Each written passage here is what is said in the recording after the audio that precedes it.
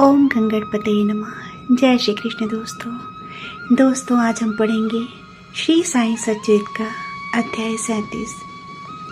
इस अध्याय में हेमाडपंत ने चावड़ी जुलूस का वर्णन किया है। तो आइए सुनते हैं। धन्य है साईं का जीवन और उनकी दिनचर्या, उनके तरीके और कार्य अवर्णनीय है। कभी कभी वे ब्रह्मानंद के नशे में होते थे और कभी कभी आत्मज्ञान से संतुष्ट होते थे। इतना कुछ करने के बाद भी उनसे कोई सरोकार नहीं था। हालांकि वह कभी कभी शारीरिक रूप से गतिहीन दिखते थे। वह निष्क्रिय या सोया हुआ नहीं था, वह सदैव अपने स्वरूप में स्थित रहते थे।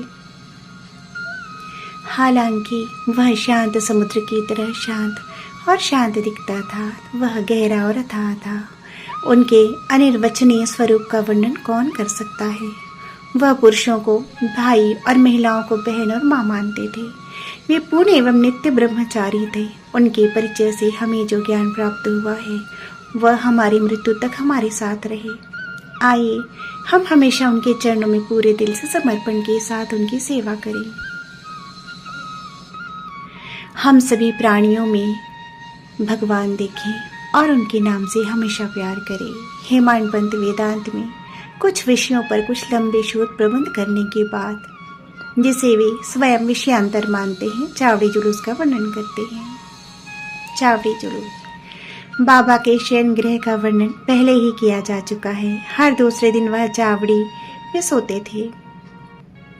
ये मस्जिद के पास 1 या 2 कमरों वाली छोटी इमारत थी। इन दोनों भवनों में शयन का यह क्रम बाबा की महासमाधि तक जारी रहा। 10 दिसंबर 1909 से भक्त चावड़ी में बाबा की पूजा करने लगे। उनकी कृपा से अब हम इसका वर्णन करेंगे। जब वह रात होती थी, जब बाबा चावड़ी में बिताते थे, तो लोग मस्जिद में आते थे और कुछ घंटों तक मस्जिद के प्रांगण में गाते थे। उनके पीछे एक सुंदर रथ, घोड़े द्वारा खींची जाने वाली छोटी गाड़ी, दाहिनी ओर एक तुलसी वृंदावन, तुलसी के पौधों के साथ एक सजावटी संरचना, और बाबा के सामने भक्त थे जो भक्ति गीत गाने के शौकीन थे। कुछ लोग गाते समय विभिन्न संगीत वाद्य यंत्र बजाते थे। साईं बाबा वह चुंबक थे जो सभी भक्तों को अपनी ओर आकर्षित करते थे। प्रांगण के बाहर कुछ ने मशाले पकड़ रखी थी, कुछ ने पालकी सजा रखी थी, जबकि अन्य हाथों में बेते लेकर खड़े थे और बाबा के जय के नारे लगा रहे थे। मस्जिद के कोनों को झालरों से सजाया गया था। मस्जिद के चारों ओर जलते दीपकों की कतारें अपनी रोशनी बिखेर रही थी। बाबा का घोड़ा श्याम कर्ण पूरी तरह सजा हुआ था। तब तात्या पाटिल कुछ लोगों के साथ बाबा के पास आए और उनसे तैयार रहने को कहा। बाबा तब चुपचाप अपने स्थान पर बैठे रहे, जब तक कि तात्या ने आकर बाबा के कान के नीचे अपना हाथ डालकर उन्हें उठने में मदद नहीं की। तात्या ने बाबा को मामा कहा। दरअसल उनका रिश्ता बेहद करीबी था।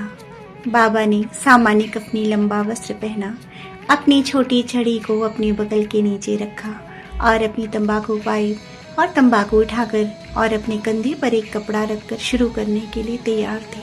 फिर तात्या ने बाबा को एक सुंदर सुनहरी कढ़ाई वाली शॉल उठा दी।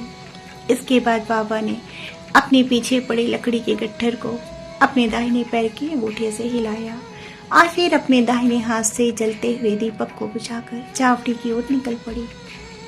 फिर सभी प्रकार के संगीत वाद्य यंत्र बजाए गए और आतिशबाजी ने अपने विभिन्न रंगों और ध्वनियों का प्रदर्शन किया। बाबा का नाम गाते हुए स्त्री पुरुष वाद्य यंत्रों के साथ भजन गाते हुए चलने लगे। कुछ लोग खुशी से नाच रहे थे और कुछ लोग तरह तरह के झंडे लेकर चल रहे थे। जब बाबा मस्जिद की सीढ़ियों पर खड़े हुए तो लोगों ने उनके नाम की घोषणा की। बाबा के दोनों ओर बड़े बड़े पंखों से बाबा को हवा करने वाले लोग खड़े थे। जिस रास्ते पर बाबा चले वह कपड़े की परतों से ढका हुआ था। तात्या ने उनका बायां हाथ पकड़ रखा था और म्हालसा पति ने दायां हाथ, जबकि बापू साहेब जोग ने अपने सिर पर एक सजावटी छाता पकड़ रखा था। इस प्रकार बाबा ने चावड़ी की ओर प्रस्थान किया। पूरी तरह से सजा हुआ घोड़ा श्याम कर्ण मार्ग का नेतृत्व कर रहा था और उसके पीछे सभी वाहक, वेटर, संगीतकार और भक्तों की भीड़ थी। हरि नाम जिसका संगीत के साथ जप किया जाता था ने आकाश को भर दिया, जैसा कि साईं के नाम ने भी किया। इस प्रकार जुलूस मोड़ पर पहुंचा तो इस दल में शामिल सभी लोग प्रसन्न एवं प्रसन्न दिखे। इस कोने पर पहुंचकर बाबा चावड़ी की ओर मुंह करके खड़े हो गए और एक अनोखी चमक से चमकने लगे। ऐसा प्रतीत हो रहा था मानो बाबा का मुख प्रभात के समान या उगते सूर्य के तेज के समान चमक रहा हो। बाबा उत्तर दिशा की ओर मुंह करके एकाग्र मन से खड़े थे, मानो वे किसी को बुला रहे हों। सभी वाद्य यंत्रों ने अपना संगीत बजाया, जबकि बाबा ने कुछ देर तक अपना दाहिना हाथ ऊपर नीचे हिलाया। तब काका साहेब दीक्षित एक चांदी की थाली में गुलाल से सने हुए फूल लेकर आगे आए और उन्हें बाबा के शरीर पर बरसाया। इस समय संगीत वाद्य यंत्रों ने अपना सर्वश्रेष्ठ प्रदर्शन किया और बाबा का चेहरा स्थिर और अतिरिक्त चमक और सुंदरता से चमक उठा। उपस्थित सभी लोगों ने इसकी चमक को जी भर के पिया। इस अवसर के दृश्य और भव्यता का वर्णन करने में शब्द असमर्थ है।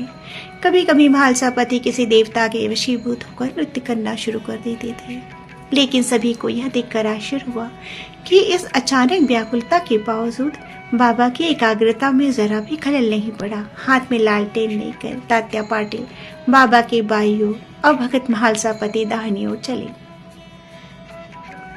अपने हाथ से बाबा के वस्त्र का किनारा पकड़ लिया। कितना सुंदर जुलूस और कैसे भक्ति की अभिव्यक्ति। इसे देखने के लिए पुरुष और महिलाएं, गरीब और अमीर मस्जिद में उमड़ पड़े। बाबा बहुत धीरे धीरे चले।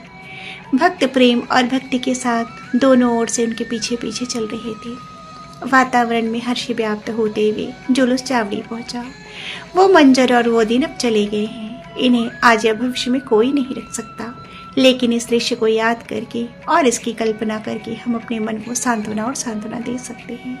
चावड़ी को भी पूरी तरह से सफेद छत, दर्पणों और कई प्रकार के लैंपों से सजाया गया था। वहां पहुंचकर तात्या ने आगे बढ़कर एक गद्देदार आसन उस पर रखा और बाबा से उस पर बैठने को कहा। उन्होंने बाबा को पहनने के लिए एक अच्छा कोट भी दिया। तब भक्तों ने अनेक प्रकार से उनकी आराधना की। उन्होंने उनके सिर पर शिखा वाला मुकुट रखा, उनके गले में फूलों और रत्नों की मालाएं डाली और उनके माथे पर कस्तूरी मिश्रित खड़ी रेखाएं और एक बिंदी लगाई, जैसा कि वैष्णव भक्त करते हैं। वे बहुत देर तक उन्हें देखते रहे। दिल की सामग्री। वे बीच बीच में उनका साफा पोशाक बदल देते थे और इसे इस डर से अपने सिर से उठा लेते थे कि कहीं बाबा उसे फेंक न दे। बाबा उन सबके हृदय को जानते थे और बिना किसी आपत्ति के नम्रता पूर्वक उनकी सभी विधियों के प्रति समर्पित हो गए। इन सजावटों के साथ वह बेहद खूबसूरत लग रहे थे। नाना साहेब निमोडकर ने सुंदर पेडेंट वाला छत्र धारण किया हुआ था। बापू साहेब चौक ने चांदी के पास में बाबा के चरण धोए और विधि पूर्वक अर्घ्य देकर पूजा की।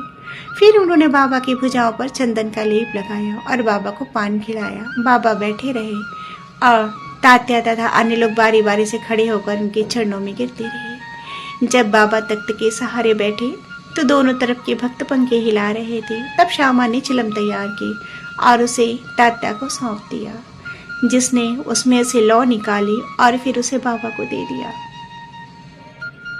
बाबा के धूम्रपान करने के बाद इसे भगत म्हालसापति को दिया गया और फिर इसे सभी को दिया गया। यह निर्जीव चिलम धन्य थी, क्योंकि पहले उसे कई प्रकार की तपस्याओं से गुजरना पड़ा, जैसे बर्तन बनाने वालों द्वारा इलाज किया जाना, खुली धूप में सुखाना और भट्टी में पकाना, और फिर उसे बाबा के हाथों के दिव्य स्पर्श का सौभाग्य प्राप्त हुआ। और उसका चुंबन या समारोह समाप्त होने के बाद भक्तों ने उनके गले में मालाएं डाली और फूलों के गुच्छे सुखाए। बाबा, जो वैराग्य अनासक्ति के अवतार थे, को इस तरह सभी रत्नों के हार, फूलों की माला और अन्य आभूषणों की ज्यादा परवाह नहीं थी, लेकिन अपने भक्तों के प्रति सच्चे प्रेम के कारण उन्होंने उन्हें अपना रास्ता चुनने की अनुमति दी। अंत में सभी उचित औपचारिकताओं का पालन करते हुए बापू साहेब जोग ने बाबा की आरती उतारी, जबकि संगीत वाद्य यंत्रों ने अपनी मंगल ध्वनि बजाई। जब आरती समाप्त हुई तो भक्त बाबा को प्रणाम करके विदा करते हुए घर लौट गए। जब तात्या पाटिल चिलम, इत्र और गुलाब जल चढ़ाकर जाने लगे तो बाबा ने उनसे प्रेम पूर्वक कहा, मेरी रक्षा करो, यदि तुम चाहो तो जाओ, लेकिन कभी कभी रात को लौट आओ और मुझसे पूछो। तात्या ने हाँ में उत्तर देते हुए चावड़ी छोड़ दी और घर चले गए। तब बाबा ने स्वयं ही अपना बिस्तर तैयार किया। उसने 50 या 60 सफेद चादरें एक के ऊपर एक बिछा दी और इस प्रकार अपना बिस्तर बनाकर सो गया। अब हम भी विश्राम करेंगे और पाठकों से अनुरोध करते हुए इस अध्याय को बंद करेंगे कि वे प्रतिदिन सेवानिवृत्त होने और बिस्तर पर जाने से पहले साईं बाबा और उनके चावड़ी जुलूस को याद करें। श्री साईं सद्गुरु साईं नमः। श्री साईं को नमः।